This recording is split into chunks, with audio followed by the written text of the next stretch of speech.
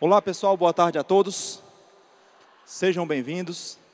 Eu sou o professor Volney Ribeiro, sou professor há 13 anos, trabalho com linguagens e códigos, com redação, e hoje estamos aqui para ajudar vocês. É um prazer para mim, quando o Fábio me convidou, me senti muito honrado em poder participar de um projeto tão grande deste. E o meu objetivo é que nós cheguemos ao final tirando nota 1000 na redação, é possível? É sim. Escrever é uma tarefa fácil?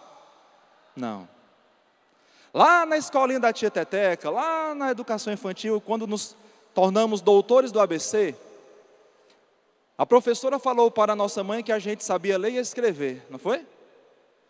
E por que a gente chega ao terceiro ano do ensino médio, termina o terceiro ano do ensino médio, e a gente percebe que tem muita deficiência no que se refere à prática da escrita? Escrever, portanto, de acordo com aquilo que o Enem exige, é um desafio. Mas desafio existe para ser vencido. E a gente vai vencer. E vocês já deram o primeiro passo, agora eu vou dar o meu. A soma de atitudes vai gerar resultado muito positivo. Queridos, muitos em relação ao Enem estão se sentindo assim, perdidos ainda. Tá? Mas esse labirinto logo, logo vai deixar de existir. Nesta tarde, neste encontro que nós teremos, vocês estão com a apostila aí, né? A nossa aula está na página 9. Vocês poderiam ir acompanhando e fazendo algumas anotações, seria importante isso.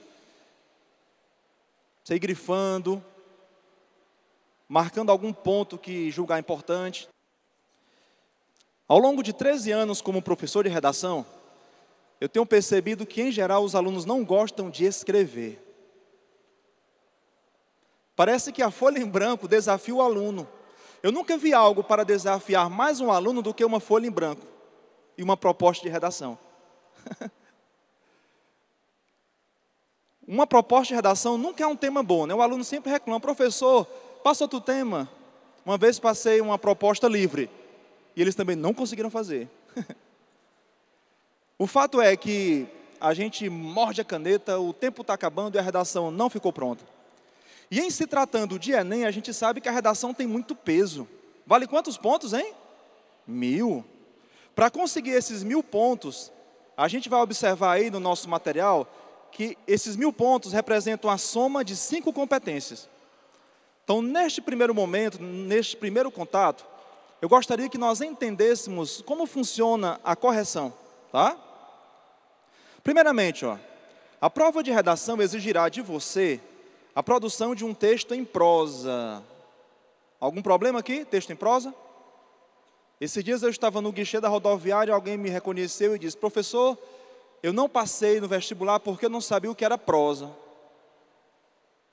Qual a diferença entre prosa e poesia? A poesia está ligada à plurissignificação. Um texto poético é um texto conotativo. É um texto que transcende a realidade, que recria a realidade. Ele tem mais de um significado. Por exemplo, flor em um texto poético pode ser um termo da botânica, ou pode ser uma pessoa querida. Num texto em prosa, a gente vai perceber que ele está preso à realidade.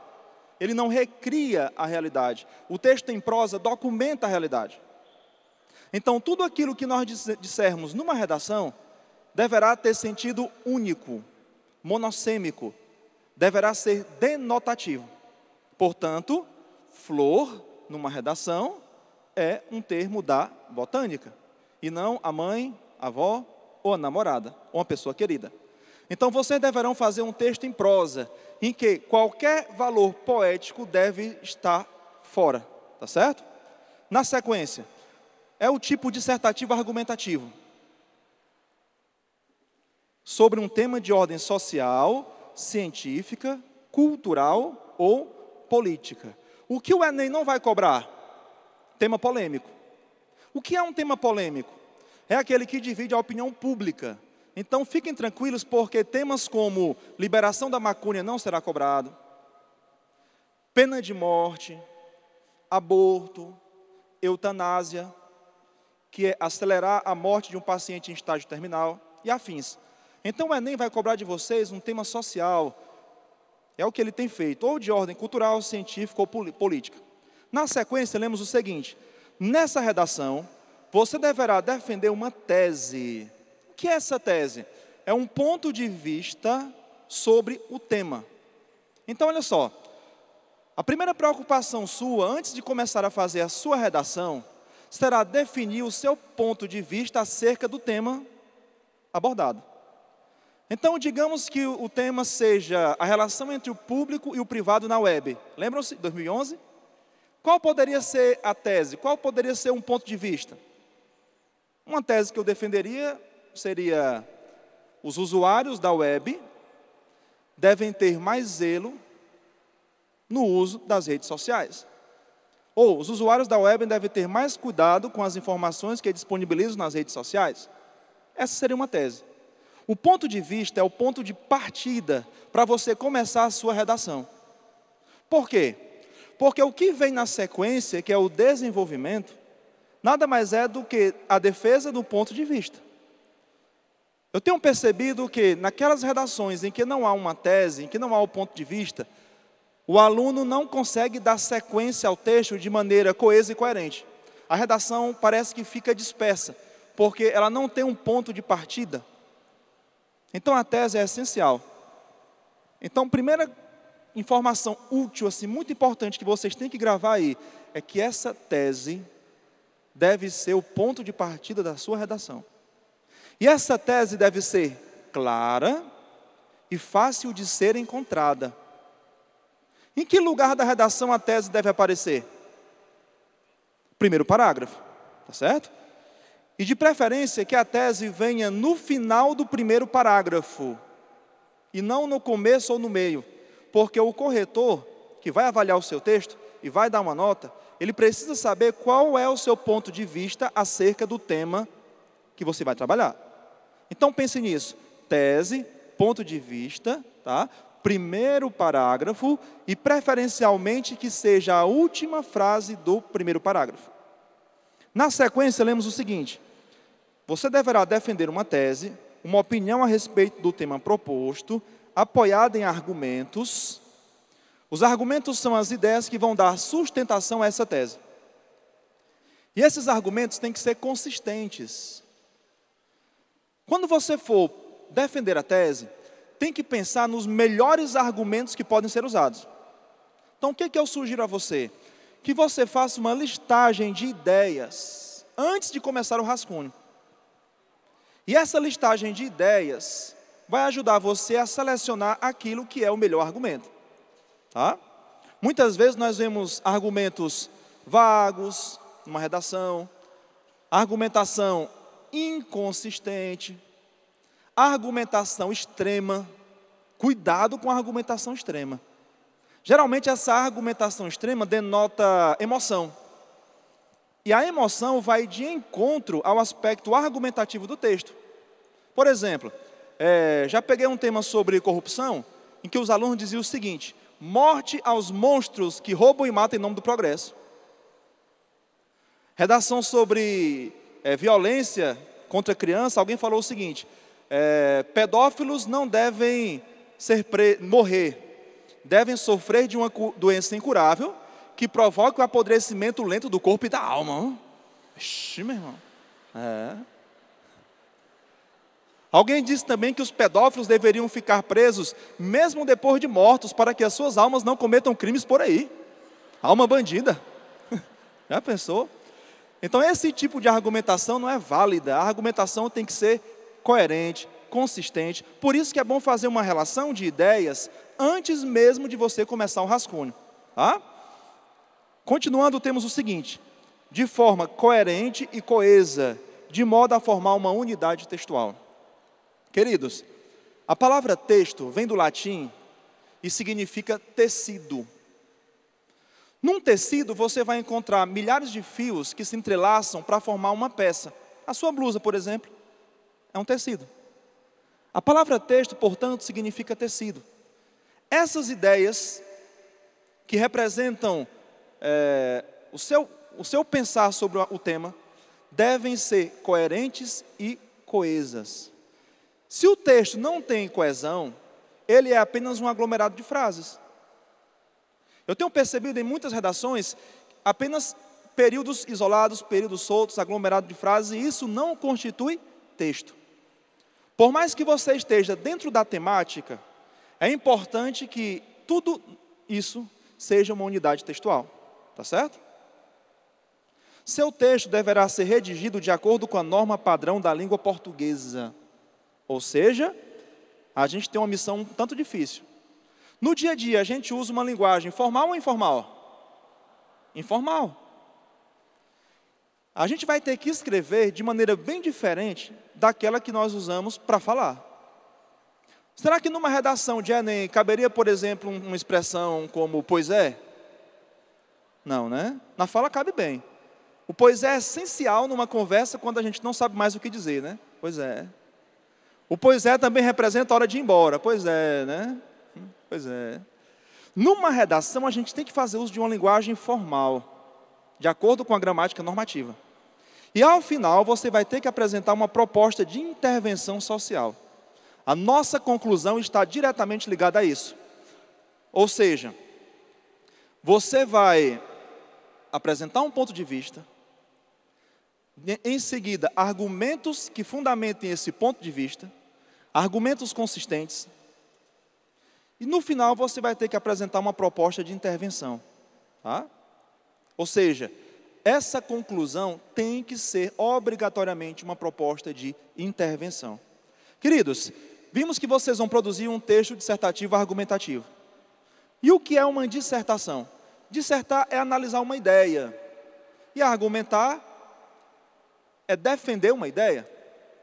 Você não pode, em hipótese alguma, fazer um texto que não seja uma dissertação argumentativa. Esse colega que me encontrou na rodoviária fez um poema, porque ele não entendeu que era prosa. Escrever poema vale? Não é nem? Não. Narração? Nenhum outro tipo de texto. Dissertação argumentativa. E fique atento, porque às vezes o aluno faz uma dissertação, mas não é argumentativa. É uma dissertação expositiva. E é muito fácil você produzir um texto expositivo. Basta que não apresente a tese. O que é argumentar? Argumentar é apresentar ideias que defendem um ponto de vista. Agora me diga uma coisa. Se a minha redação não tem um ponto de vista, haverá argumentos nela? Claro que não. Então, por isso que eu volto e digo a vocês mais uma vez, sua primeira preocupação deve ser apresentar a tese. Não existe texto argumentativo sem tese. Pessoal, fiquem atentos a isso, porque isso é um ponto muito importante. Eu corrijo muita redação diariamente, e semanalmente mais ainda, e vejo que são raros os textos que são realmente dissertativos argumentativos. E o motivo principal é, falta uma tese. Então, fiquem atentos a isso. Tá? Olha só, estrutura da dissertação. Eu creio que isso aqui não está no seu material. Tá? Se você puder rapidamente copiar, vai ser importante. Eu coloquei para vocês aqui o que fazer em 4 parágrafos. Essa é a ideia. Professor, eu posso fazer mais parágrafos? Claro. Agora fiquem atentos a uma coisa. Cada parágrafo representa uma ideia desenvolvida. A questão é, será que eu tenho realmente, digamos, 5 parágrafos com 5 ideias desenvolvidas? Ou isso seria apenas uma má distribuição das ideias? Seria apenas um equívoco, um erro de paragrafação? Então, o que eu sugiro a vocês, o que a gente tem sugerido há alguns anos e tem dado certo, são 4 parágrafos. Embora este não seja o único método que funcione. Então, no primeiro parágrafo, nós sugerimos que vocês comecem o texto fazendo uma apresentação do tema. Digamos que o tema seja redes sociais, a relação entre o público e o privado na web. Então você começa falando disso. Deixando bem claro para o corretor sobre o que você vai dissertar. Quando você não apresenta o tema, o corretor tem a impressão de que o seu texto está no desenvolvimento e não na introdução. Essa semana eu peguei uma redação em que o aluno começava assim, isso não deveria acontecer. Isso o quê, né? Ele não apresentou o tema. Porque é comum a gente fazer da nossa redação uma extensão da proposta. Eu li a proposta, entendi e começo como se o meu texto fosse uma extensão da proposta. E não é. Então você apresenta o tema, depois lança a tese. Aqui nós teríamos pelo menos quantos períodos? Lembrando que período é uma frase que coincide com uma ou mais orações. Pelo menos 2 períodos. Evite fazer parágrafo com apenas um período. Ou seja, use ponto final. É muito comum os alunos só usarem ponto final quando acaba o parágrafo. Mas o ideal é que o parágrafo seja bem trabalhado, com períodos. Então aqui a gente vai ter pelo menos 2 períodos. Feita a apresentação do assunto, lançada a tese, a gente vai agora para o desenvolvimento. E o que é desenvolver? É fundamentar a tese. Vocês têm que ter essa noção. Muitos alunos passam por alto nesse ponto aí. Muitas vezes o desenvolvimento não tem nenhuma relação com a tese. E aí a gente vai ter um problema seríssimo de coesão, de tangenciamento do tema, por exemplo. Então, se eu vou agora argumentar, e eu entendi que argumentar é defender um ponto de vista, então tudo que eu disser no desenvolvimento será para fundamentar esse ponto de vista. Eu coloquei para vocês o seguinte: argumento 1 mais análise. Você apresenta a ideia central do parágrafo, o tópico frasal, e em seguida analisa isso. Como eu posso analisar? Você pode analisar com dados estatísticos, com comparações, com situações concretas, com uma citação de autoridade. Se eu estou falando da importância da leitura, eu posso dizer, por exemplo, que para Monteiro Lobato, um país se faz com homens e livros. Em seguida, um argumento 2, desenvolvido. Tá certo? E para concluir, uma proposta de intervenção. Faça uma pequena anotação aí, por gentileza, onde você colocou proposta de intervenção. Essa proposta de intervenção tem que ser específica para o problema do texto. Tá? Específica para o problema do texto.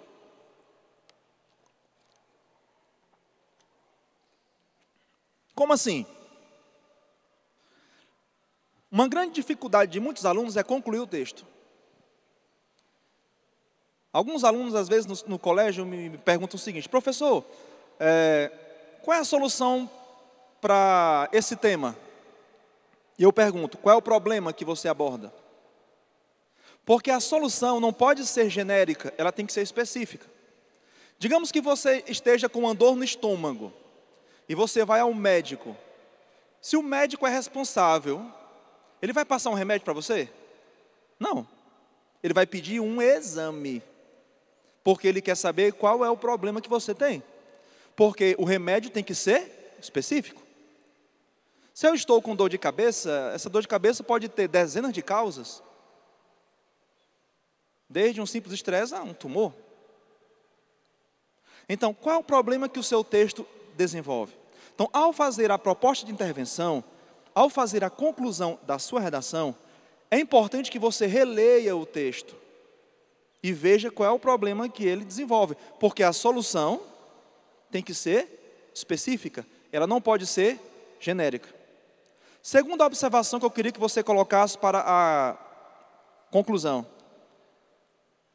Essa solução tem que respeitar os direitos humanos, sempre. Tá? Um tema sobre violência jamais pode propor a pena de morte. A pena de morte é ou não uma violência? É. Então, sempre respeitar os direitos humanos, porque o desrespeito aos direitos humanos pode acarretar prejuízo enorme na redação. Terceira coisa, tem que ser desenvolvida. A proposta de intervenção deve ser desenvolvida. Não basta apenas afirmar. Afirmar é fácil. Desenvolva. O governo deve investir na educação. Ok, investir na educação é importante ou não é? É sim. Todo país desenvolvido investir na educação. Eu poderia citar um projeto como o que está acontecendo agora? Sim. Então desenvolva. Solução específica, solução desenvolvida, solução que respeita os direitos humanos. E, quarto ponto aí, ela tem que ser viável. Viável. Você tem que dizer como ela pode acontecer. É o como. Como?